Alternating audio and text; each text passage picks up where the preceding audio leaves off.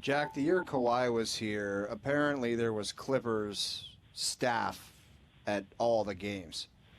Just, it was apparently one of those things where they were scouting. I don't know what the heck they needed to see, but they were here all the time in Toronto watching him. You can't get payback on the Clippers, but why don't we just do that to Milwaukee and just send Bobby Webster for every game that Milwaukee plays and let it be known that we're sniffing around. Like, is there going to be one of 10 executives doing that same thing? Because apparently it worked for Kawhi. Seriously, like, just you gotta be a part of the game and just send someone there every game and just say we're here, we're sniffing around, and we're interested. What do you think? Okay. Well, you know what? I'd be happy to go. I'm one of those few people. I'm one of those few people that actually likes Milwaukee, and I love the lobby bar at the Pfister Hotel. I enjoy a few beers now and then, and that's a town. There's a great German beer hall, like a block from the arena. So I'm happy to set up shop in Milwaukee if need be. I'm happy to help the cause if I'm called upon. My service. And people could just come up to me and say, Jack, thank you for your service, you know. But I tell you what, you bring up an interesting point. I would, it was as a former college coach, and we call it bumping, where you're, I used to be at all these different events, and you're at a high school gym, and more importantly, you're at an AAU tournament in Las Vegas, this, that, the other thing. And I'm walking down the hall, and suddenly I see, Rick Pitino or Roy Williams or whoever bumping, and even Coach K accidentally just bumping into this player or bumping into the parents of the player or whatever. Oh, yeah. Nice to see you. Oh, great to see you. Well, the Clippers, they were the ultimate bump. I would see those guys all the time. I know them all. I mean, basketball's been my life in two different professions. So I know these guys, and I would just laugh. And it was like, you got to be kidding me.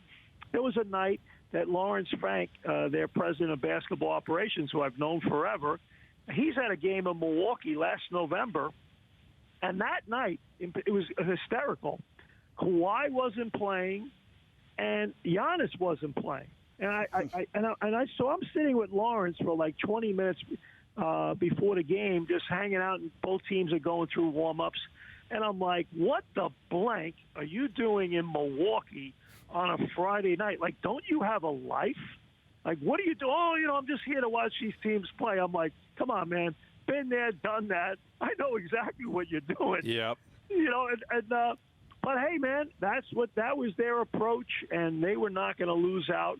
But, it's interesting. Everyone in Toronto's talking about Giannis this, Giannis that. And I'd like to throw this out there a little bit. By the way, Kawhi Leonard's a free agent after this upcoming season. Why are we talking about Kawhi this, Kawhi that, coming back to the Raptors? Because I tell you what, after the train wreck of what took place with the Clippers last year, why wouldn't he consider it? Now, I know he's home, and he likes being at home and this, that, the other thing. But I tell you what, he got a lot of love in Toronto. He had in my opinion, probably his best year of his career playing for Nick Nurse. Why wouldn't he consider it? Well, I would love to believe that he might, but I just don't see it happening. Yeah, because if he didn't consider coming back after winning a championship, he basically told us everything we need to know. Yeah. That, Toronto, I mean, hopefully we're wrong, but I don't even think that's going to be a conversation, Jack, the idea that Kawhi would come back. I think if we assign O-Dog to Uncle Dennis and they hang out together for months on end, I mean, how persuasive and charming is the O-Dog? I mean, I think this is a great strategy right here. I like it. It would have been a lot more fun 15 years ago, Jack. Now I'm in bed at 9:15. Uncle Dennis would be like, "What's going on here?" Well, it's a thought anyway. We'll reach out to Masai and see what he thinks about that.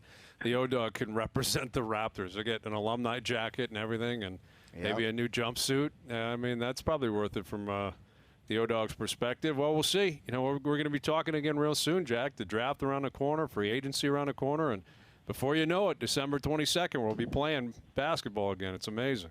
I can't wait. So O-Dog will be in L.A., and I will be camped out in Milwaukee, and we'll see how it goes out. I like it. All right, go Bills. Too. Go Bills, guys. Have a great weekend. Yeah, you too. There's Jack Armstrong. I'm serious, man. You sick somebody in there, right in Milwaukee every game. They want to play that in Toronto. We're doing the same thing every game. Who would you rather have, Giannis or Kawhi? Giannis. Kawhi 100%.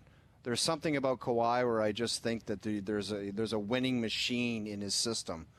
Where Giannis, I don't know if he just and Kawhi's rep, as far as that concerned, took a bit of a hit this year with the nonsense of missing practice, missing flights, being late. But I just think if it was a head-to-head matchup, I'll take Kawhi every time. Yeah, let me think on that. We'll get more into it. You said Giannis pretty quickly, Jonas.